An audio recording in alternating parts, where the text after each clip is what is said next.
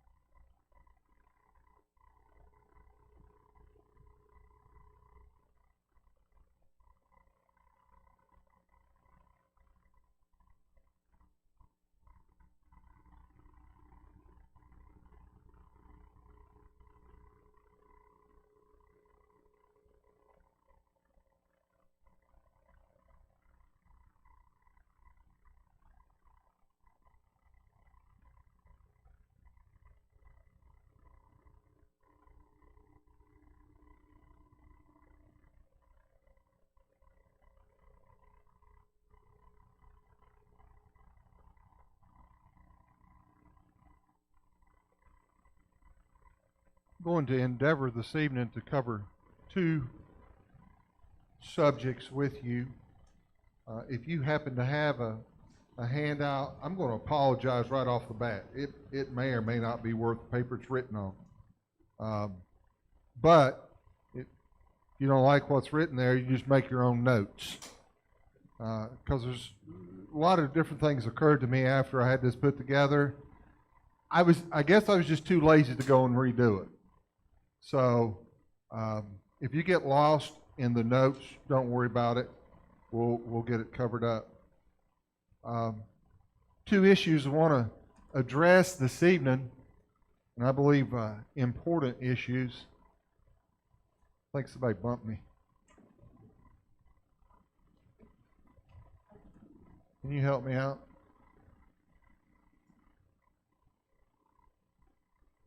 Probably a telemarketer on the phone. How many of y'all get those? One of the greatest inventions in the world, there we go, thank you, is caller ID. And then when you get 4 calls in a row and they're just changing different numbers and then it shows up to be your number, I'm like, I'm not answering that. No, I will. I will answer it. It's just crazy. No, you can't block it because they'll. Yeah. Anyway. Okay, here we go. We're going to endeavor to cover two subject matters here this evening, and that's the separation of powers and the necessity of virtue. All right? Now, to kick this off, our Constitution is built on the principles of equality. All men are created how? equal. We all come to be the same way. We are a little lower than the angels, a little above the beasts of the field, right? We're created equal. So equality, consent, that is the consent of the governed, is vitally important, speaking constitutionally. And then the rule of majority. So what has been given to us, we are the sovereign people with the means for effective and reasonable self-governance, which means there has to be a balance between passion and reason. All right? Passion, those appetites that we have, and reason, that which is grounded and solid and firm. Passions come and go. Reason tends to endure the test of time. And when we talk about this document, it is an enduring document. It is not a living document as is being purported among us. It is an enduring document. It says what it says, and it means what it says. All right, whether it's the 18th century or the 21st century. So, as the sovereign, that's us, as the sovereign, the people, by consent and majority rule, we separate three functions of government into departments, or we would call them branches. What are those departments or branches?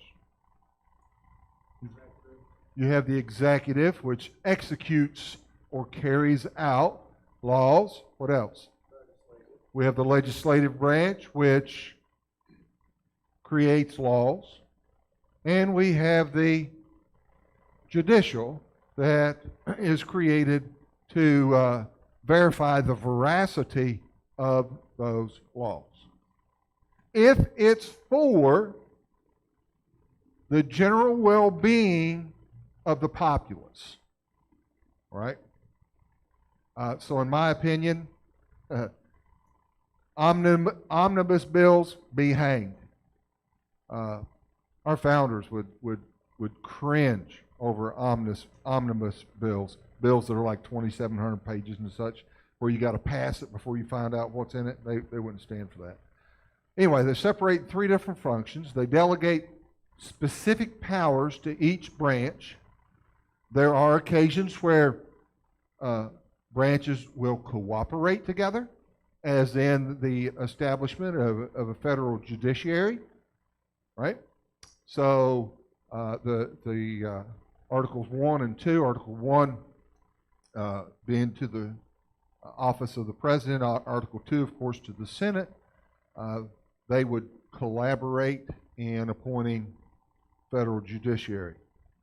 The whole idea behind it, according to James Madison's way of thinking, is to protect against tyranny and to preserve liberty. So, if you have the people that have ultimate authority, they make the decision, then we have to step back and allow it to play out over the course of 2, 4, and 6-year terms. So it is required of the populace to remain engaged, to be active, to be attentive. All right? It's just like taking your kids to the beach. You want to keep your eye on them at all times. I mean, maybe it is just a jellyfish that they get stung by. But I don't know if you've ever been to the beach.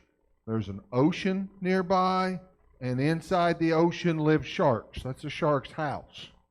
So if you're not wary, your children could be caught with an undertow and dragged out somewhere. So to that end, the principle of separation of powers helps the people maintain control of their government. And it also puts a check on the people as well. So, with that said, when we look at our nation and how it is governed, what would you say, or whom would you say, is the most dangerous element of our government? What element is the most dangerous element of our government? If you had to answer that. Okay. All right. Let me show you what Alexander Hamilton said. In Federalist 78, he says this. In, again, the Federalist 88, he proposed that because the federal judiciary had no influence over either sword or purse, that it was the least weak, or least dangerous, or the weakest of the three branches. I don't think you can say that in 2021. Pardon? Yeah, Marbury versus Madison changes the judiciary. Judiciary gets all kinds of power, and then it's just continued to increase. And again, I would be so bold to say, because some of us were, I wasn't alive then, but people were asleep at the wheel. It's always easier to have someone else do it for you than you to do it yourself, or to be accountable, right? And that's true with your faith too. It's always easy to be on someone's elbow or on someone's coattail, but when push comes to shove, faith has to become yours, real to you. We can teach and show, but until it becomes yours, and then what do you do to protect, to guard, to nurture your faith? Well, then when you take interest in it, when it becomes alive to you, it's a different ballgame. So, who is sovereign and why? Well, if we just use the words that Jefferson wrote in the Declaration of Independence, where he says all men are created equal, and they have certain unalienable rights, and among those are life, liberty, and the pursuit of happiness. We must go back to this principle. This is the abiding principle. Everyone is equal. That means everyone has an equal start. Everyone has an equal opportunity. You are capable of rising to the level of your abilities. You will not go any further than that. I dare say, I will never be a nuclear physicist. I mean, I can shake up an ROC coal and make it fizz, but that's about as far as the physics that I can go. All right? You would not want me to do brain surgery. You would not want me to be your ear, nose, and throat specialist. Just not my bag. Right? But we each can rise to the level of our ability. This is biblical as well. Remember when Jesus spoke the parable of the talents? Did everyone get exactly the same thing? No. Everyone was gifted, and everyone was accountable to what they were gifted. Likewise, it is with us. So, what is a country, and why do we have it? What is a country, and why do we have them? Anyone? What's a country? Let me ask you that. We've been over this before. What is a country? A land with borders, really? Yeah. Tell that to the folks in Texas and Arizona and New Mexico and all that. Yeah, well, that's a new, novel idea. Okay, well, that kind of outlines the country, right? But a country is a group of people who have similar ideals, who have made an agreement to do what? To live under the same set of rules. Now that's important, right? Do you remember the events leading up to the Tower of Babel? Anyone? You ever read about that? Right? What is going on at Babel? You got all the people of the world, they're gathered at one place, and what do they have in common? Same language, right? Yeah, they all have the same language. They have the gift of speech. And someone comes up with a bright idea of, we need to make a name for ourselves, right? And so they set out to build this huge tower, right? And are they having success? Getting it done, aren't they? To the point, God looks down and goes, whoa, whoa, whoa, whoa, whoa. These people, they'll die trying. They're going to die trying. Can you imagine when they get to the atmosphere and the air gets a little thin? And are they really going to build a tower all the way to where God is? Where is God, by the way? If I go to the ocean, God will beat me there. If I go down to the mountains, He is there. So it's a matter of, they're being prideful, aren't they? Right? And we're warned that pride always goes before a fall. So a country is rooted in the gift of speech. A country is rooted in the gift of speech where we can communicate together, where we're on the same page, we have the same ideals, as well as natural bents. But a country is rooted in the gift of speech. And when you get a group of people together that speak the same language, that have shared values, right? And our values are, all men are created equal and are endowed by their Creator with certain unalienable rights. And among these, life, liberty, the pursuit of happiness. And then when we get to the structure of the Constitution, it's that principle that continues time and time again. Whether it's in the body of the Constitution, how the government is structured, or the 10 amendments that come out later to us. It's called the, quote, Bill of Rights, right? And the subsequent amendments that we added to it.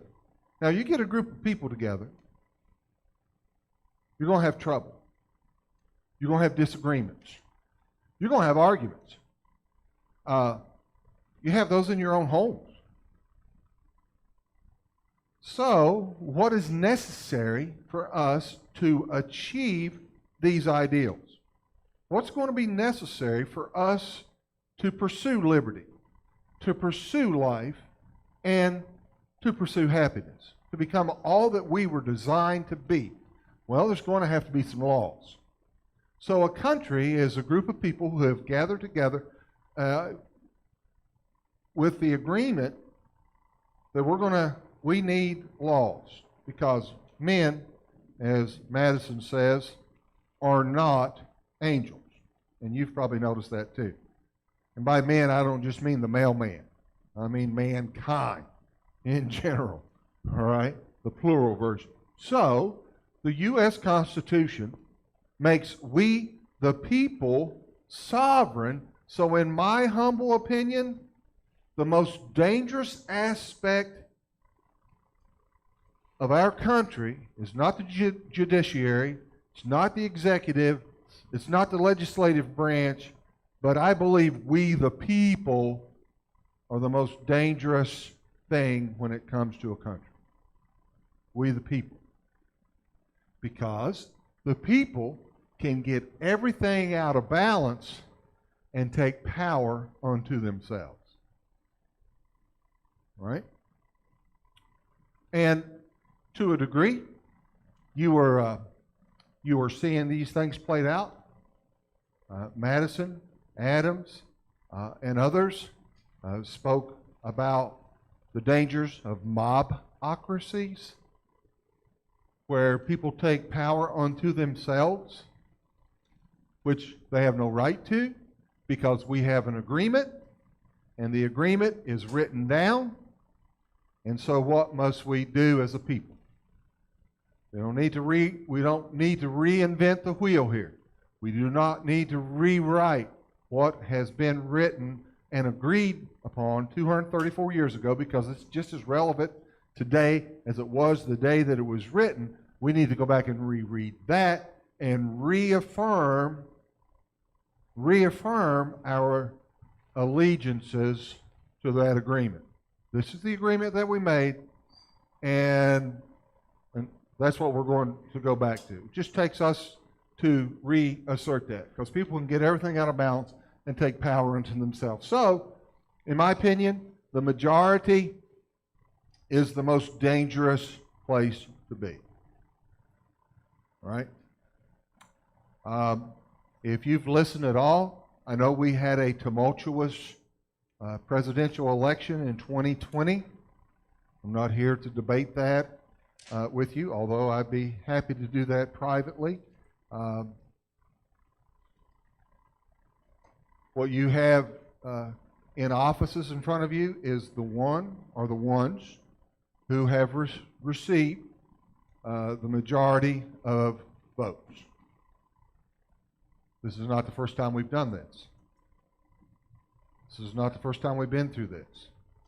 And every time these events occur, it takes courageous people who have some dignity and some virtue to stand up and go, really? That's not what we agreed to. Let's go back to what we've agreed to. And is this not, in essence, what we do with the gospel? People have made all kinds of agreements. You know, the only way for you to get close to God is by following whatever our denomination or whatever our synod or whatever our council has said. It could not even be biblical. One of the beautiful things about the Church of Christ Church is that we make it plain that where the Bible speaks, and where the Bible is silent, we're, okay? In matters of thus saith the Lord, we're going to find unity. We're going to come together on that. In matters of opinion, we give a little liberty, some charity. Okay? It's one of the beautiful things about the Restoration movement. So, here's the realm that we live in. And this is a mantra that we need to continue reminding ourselves. All human on the planet are created equal in the eyes of their Creator. All humans require law.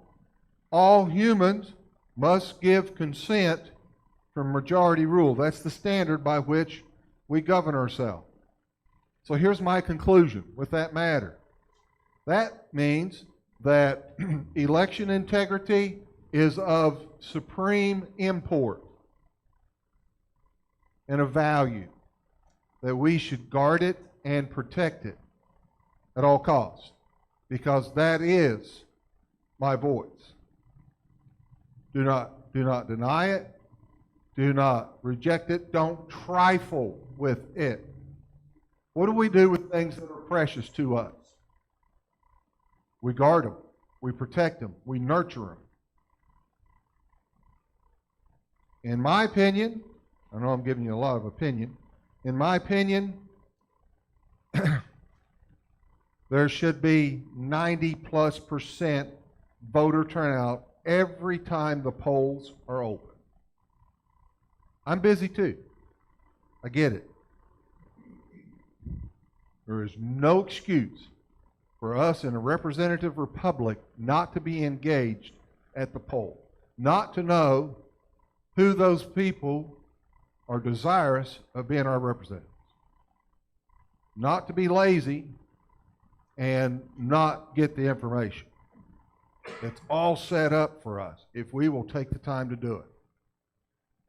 Paul would say to that church at Philippi, he would say, work out your own salvation with what?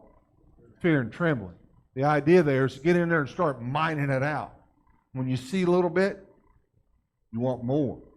And the more you get, the more you will be able to withstand. How in the God's green earth did Paul, Silas, Peter, John, all those first century saints, how did they endure the world that they lived in? Jesus is real to them. Jesus is real. When Jesus is real to us, it doesn't matter what someone says or how they scoff, but you'll get in there and you'll dig it out. Likewise, it is in a nation as well. So those powers have been separated so that it is elongated, if you will. So there's less opportunity, less chance for tyranny, unless the populace is asleep at the wheel. So re-engage. And don't be afraid to do it. Begin on a local level. Go to library board meetings. What kind of books are we having here? Go to school board meetings. I bet you some of those are going to get kind of fun in the next few months. And I've put it on my calendar. I'm going to start going to our local meetings just to see what's happening.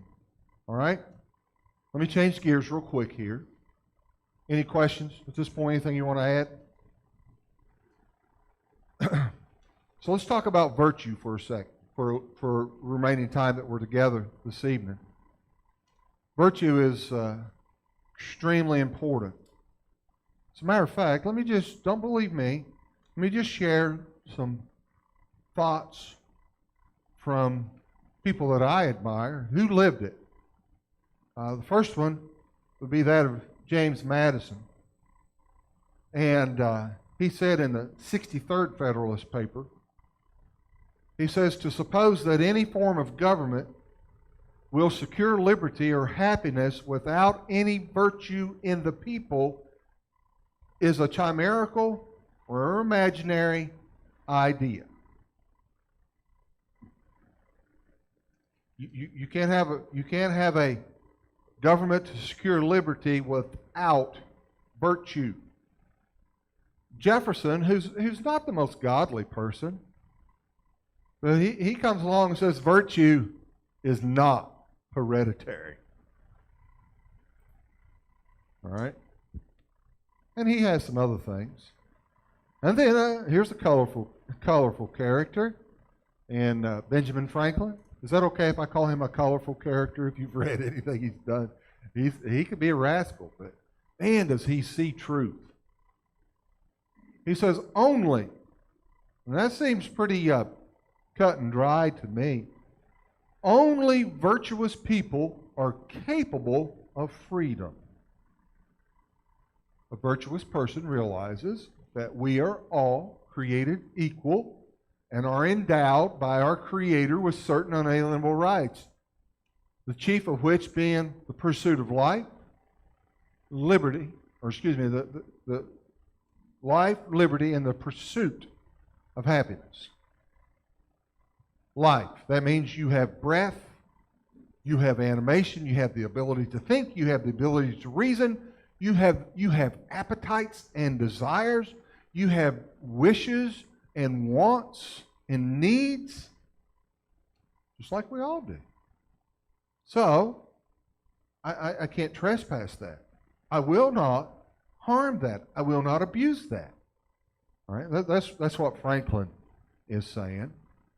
Washington said in a letter that he wrote in 1788 to the Marquis de Lafayette, he says this of virtue and morality. He says, virtue or morality is a necessary spring of popular government. All right? When you think of spring, do you not? I miss my spring water, honestly. City water is very convenient. I don't like the bill every month, but I love the spring water. And it reminds me of Malachi when God says to the people, are you kidding me right now? You're kidding me right now, really? You're going to exchange the spring of living water for water from a cistern. Not just any cistern, but a cistern that is busted and broken. It won't even hold water. You don't want me? You would rather have this? So when Washington says spring, think of those things. Virtue or morality is the necessary spring of popular government, and human rights can only be assured among a virtuous people. What are they warning us against? When there lacks virtue, what is going to rise? Yeah, despotism. So what's going to rise is whoever controls the loudest voice, whoever controls the media, whoever controls the narrative, if you will, right? Totally lacking virtue. Let me give you one example. And I hate every one of those pictures that are in my mind that I saw and watched and the articles that I read. But I saw one reporter who was in one of our Midwestern cities that's on fire. I see the pictures.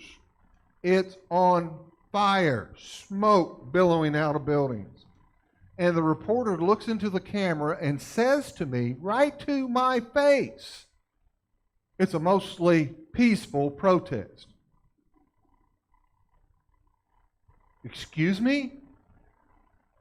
I mean, I'm no Ronnie Millsap. I'm no Stevie Wonder, but I know what I just saw. Don't tell me it's a mostly peaceful protest. In the last week, I listened to a reporter standing in Kabul, of all places, and she says, I quote, they're chanting death to America, but they're mostly nice people. Hello? There's nothing virtuous about that. Virtue is standing on the truth. Virtue is standing on reality, calling things what they are. Otherwise, we have fantasy. Samuel Adams says this, and I know most of y'all think that he's a beer maker. He really isn't. They just put his picture on their bottles, okay? I really appreciate what he said. Samuel Adams, if you can read anything he wrote, most of it's worth reading. It says, neither the wisest constitution nor the wisest laws will secure the liberty and happiness of a people whose manners are universally corrupt. He therefore is the truest friend of liberty of his country who tries most to promote its virtue. What is the virtue of our nation? All men are created equal, are endowed by their Creator with certain unalienable rights, among those life, liberty, and the pursuit of happiness. Now, I'm not the sharpest tool in the shed or the brightest light bulb in the box, but I think I can get those three things. Life, liberty, pursuit of happiness. Life, the ability to breathe and to think and to move and to take raw material and make something out of it. Liberty, that I can choose where I will live and whom I will love and how I will serve. I have the liberty to do that. And then the pursuit of happiness is just not simply, but simply to become all that we were created to be. All right? So, how did the United States of America come to be? Yes, I know, on the 4th of July, the Declaration of Independence was ratified in Philadelphia. Is that it? We just said we're going to do it. It's over, right? George says, okay, you're right. I've not been good to you. I've not been a father to you. I quit. Is that how quick it happened? No. There was conflict. There was struggle. So through conflict and through wars, how the United States came to be.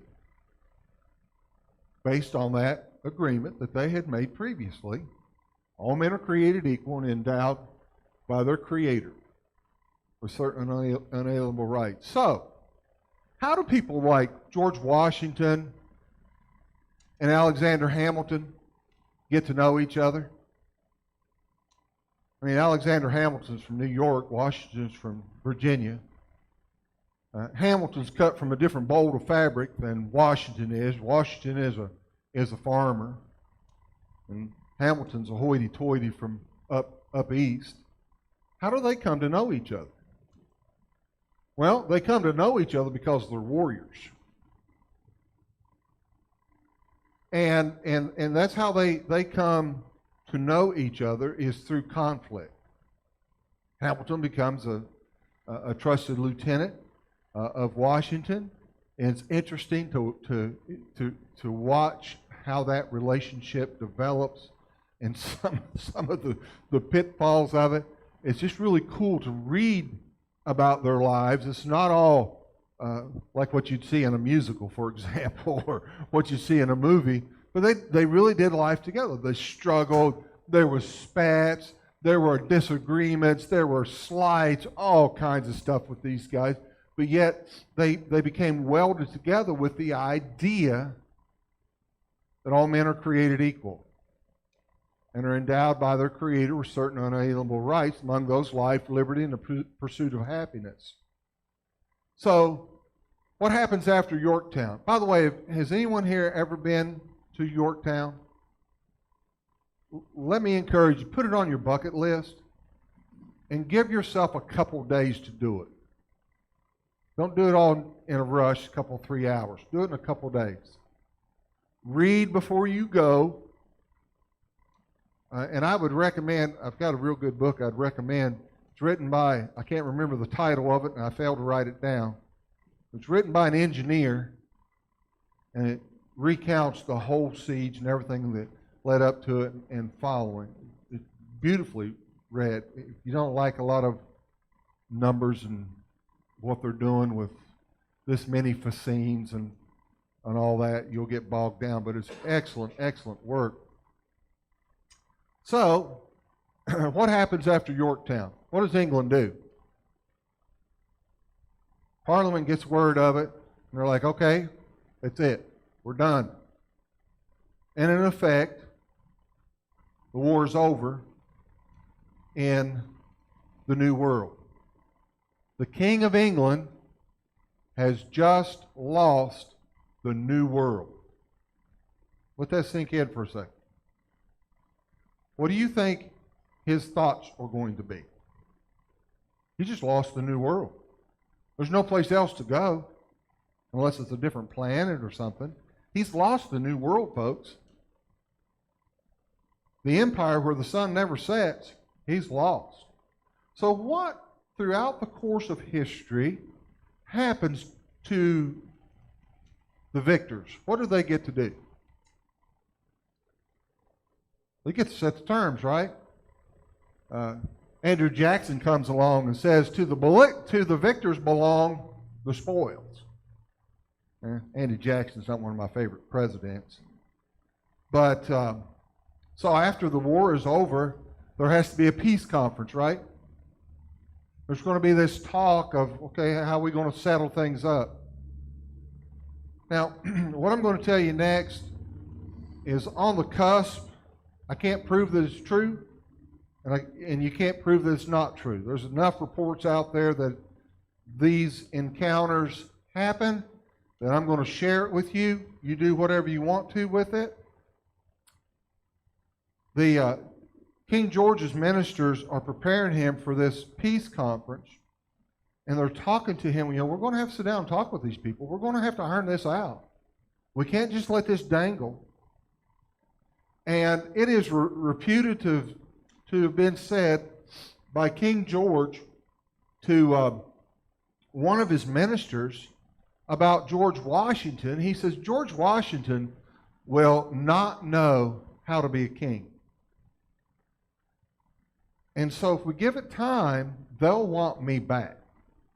He'll do such a terrible job at being king that they'll beg me to come back.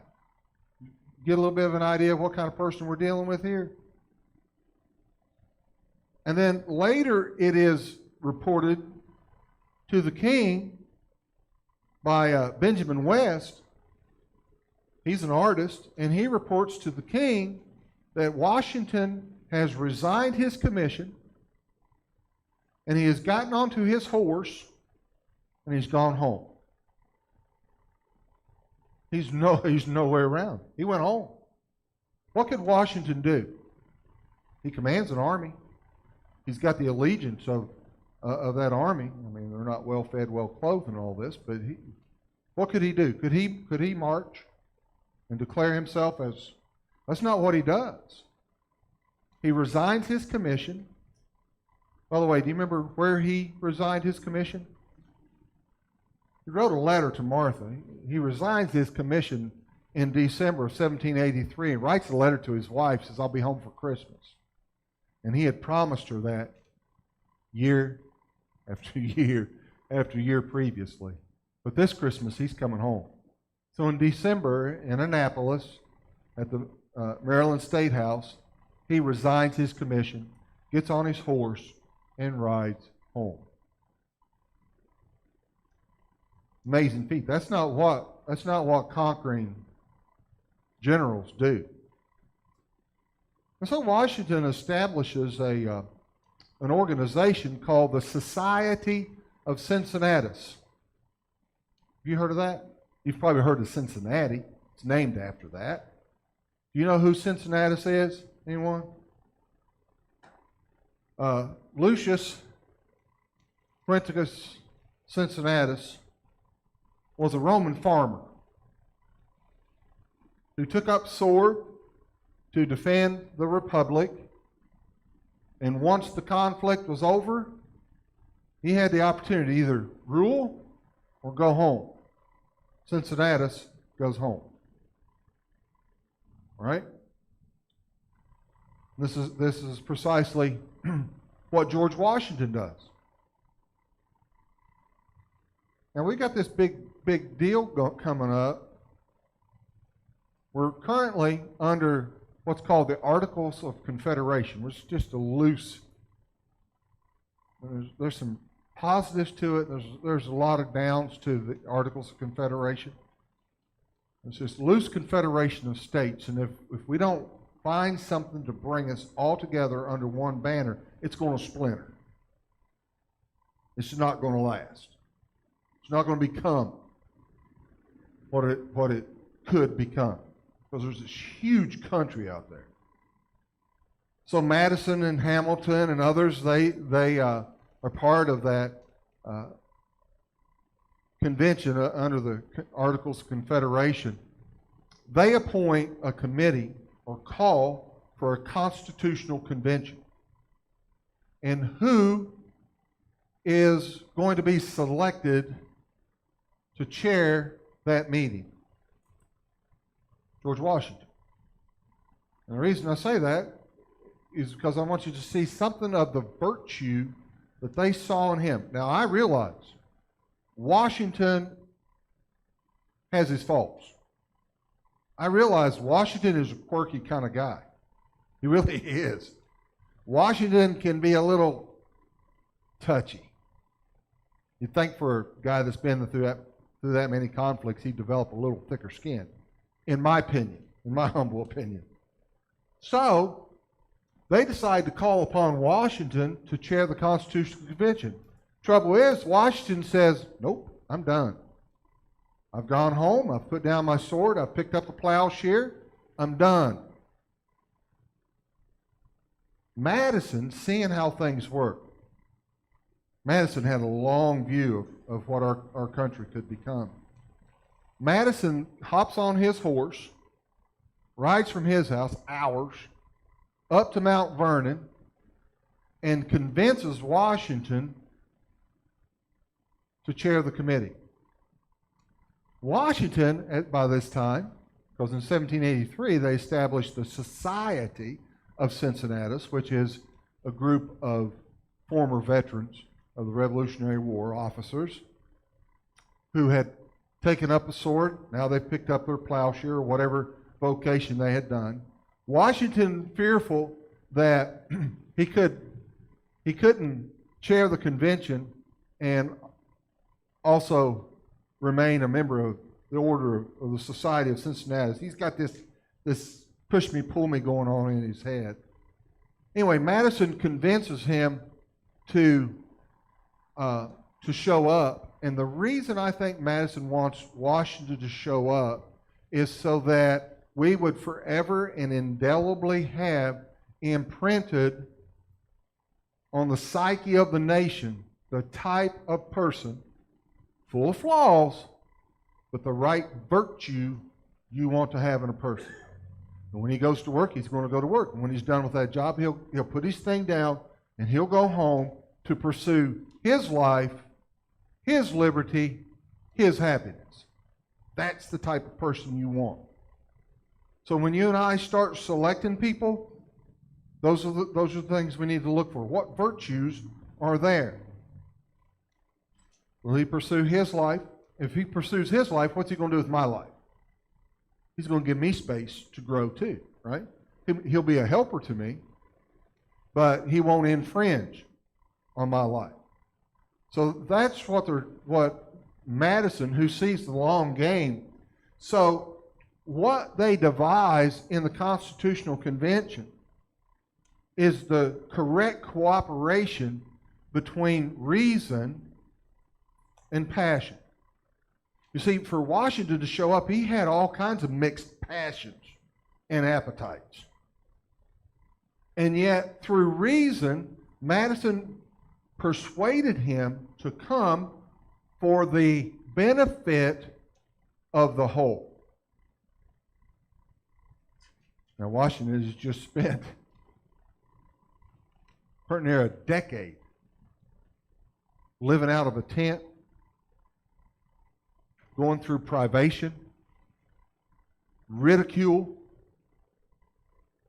embarrassment, humility, defeat after defeat after defeat. And then up pops this country through, in his words as well as others, through divine providence. And there you have it. So how could he walk away from it? So he steps in, assumes the office. We go through the process of putting the Constitution together. Now what does he do? Well, he goes back. He goes home again. They want him to be president. And he actually serves reluctantly twice. And the point that I'm making is this. When we talk about virtue, there Aristotle spoke about two different types of virtue in his classic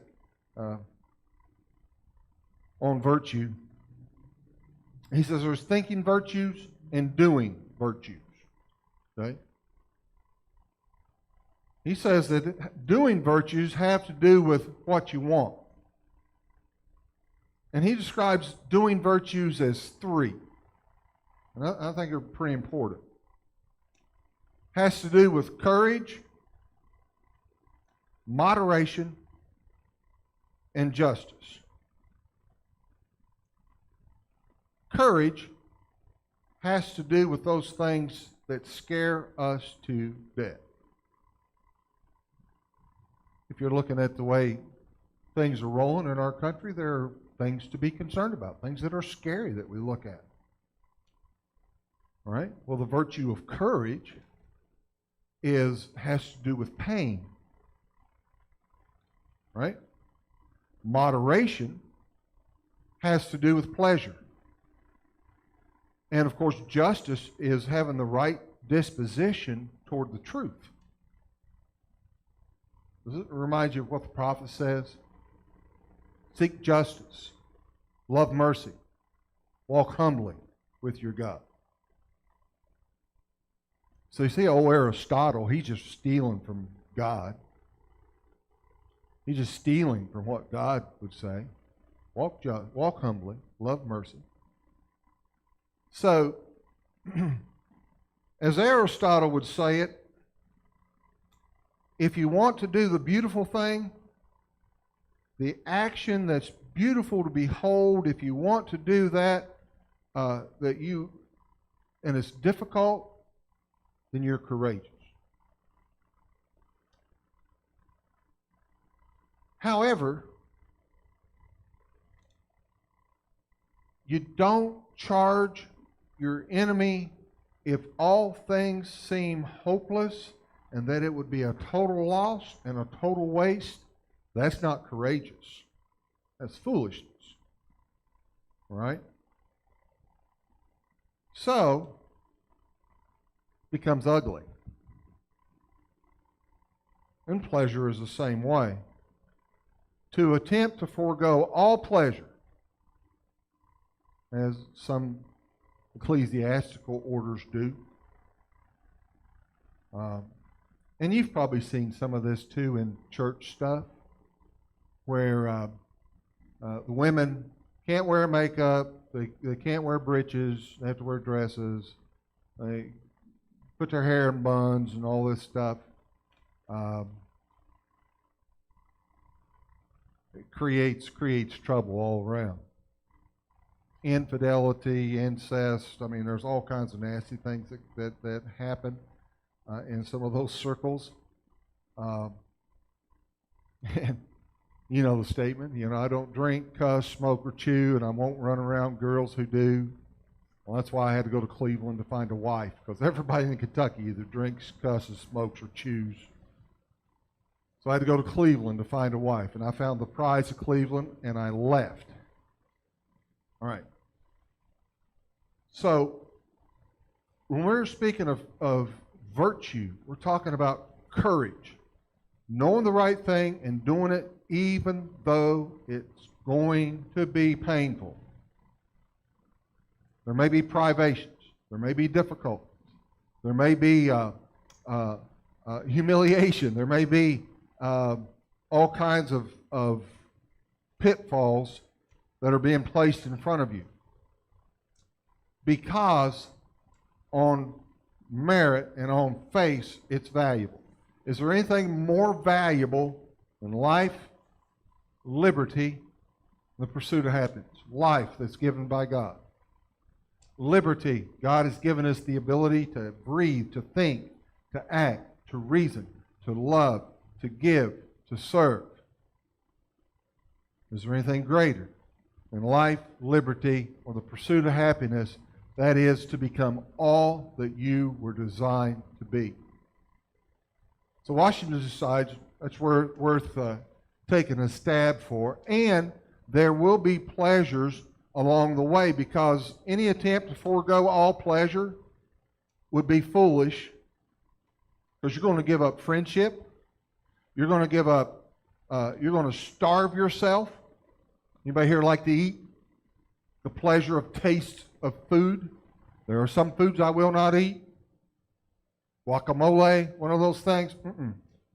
Just reminds me of something else. I will not eat it. My wife loves it. I can't do it. I can't do it. I suppose if I starved, I'd eat it. But, if there's a chicken leg laying there or a bowl of guacamole, I can guarantee you what's not going to get put across these teeth. The guacamole. Eat all you want. All right? Without pleasure, we would forego friendship. We'd starve ourselves right to death. And what we're talking about is, what I'm mentioning here is the structure of the agreement that we live under.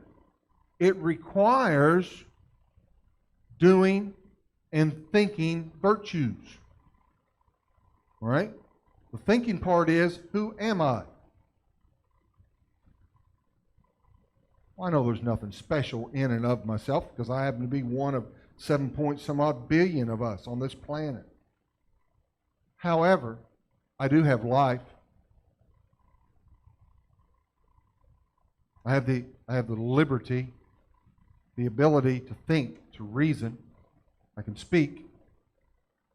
And therefore, I must become all that I'm capable of becoming. That's the thinking part. The doing part is taking the courage to seize that. It is scary. It is dangerous, because the idea really boils down to the chief reason we do this is for the development of character, who we become. And what is the one thing that you and I will never, ever take off of the face of the planet with us? I will not take my house and my lands and my properties. I will not take my beagle hounds with me when I leave. There's one thing and one thing alone that I will take with me, and that is what? The character that I became. What I developed into. That is eternal. Now, nations will rise, nations will fall. It's in the cards. Trouble is, sometimes it need not happen too soon in some cases, and it happens too late in others. In the case of the Grand Republic that we are a part of, not been one like it in 234 years. And dare I say, there's not going to be one like it on the horizon from what I see. And looking at global resets and all this stuff and people wanting to get for themselves.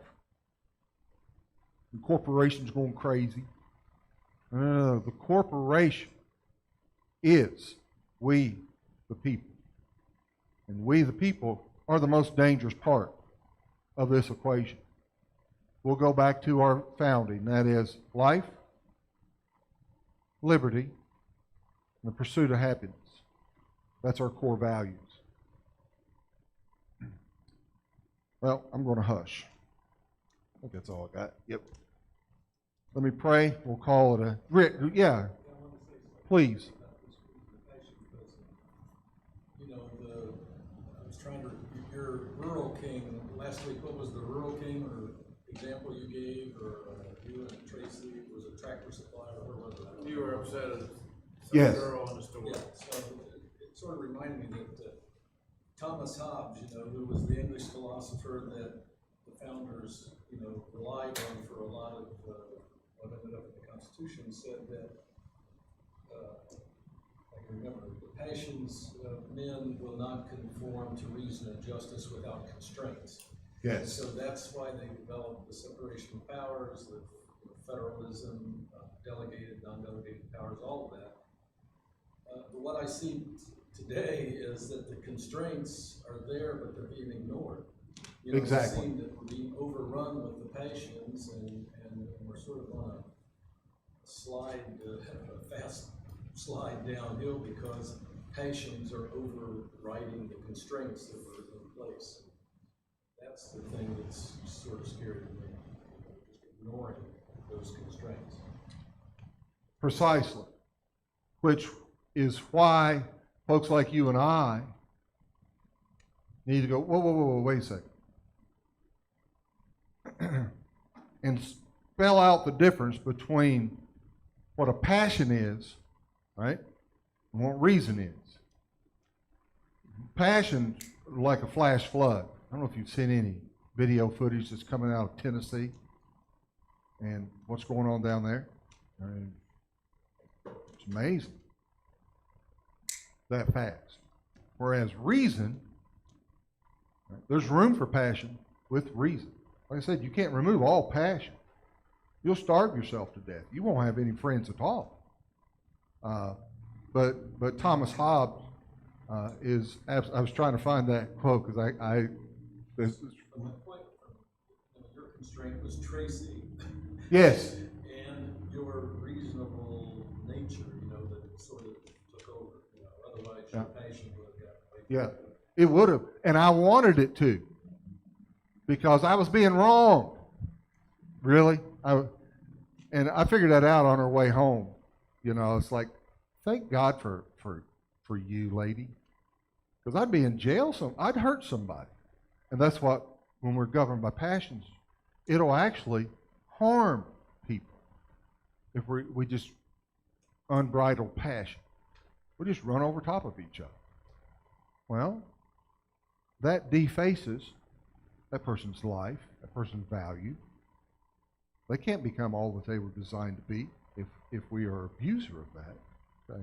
Great observation. Anything else? Thank you for your time. I'll pray and we'll call it a day, all right? Thank you, Father, for creating us in your image, for giving us life. You are the giver and sustainer of all things. We realize that we did not create ourselves, but that we have this opportunity to occupy until you return. So Lord, find us busy with our hands, with our heads, with our hearts, with our hands and feet, that we will just get to work and make something beautiful to give to you. Thank you for your word, for your Son, for truth, and for reality. And we commend ourselves to you as part of our reasonable service, and may that be seen in how we love each other. And it's in Christ I pray. Amen.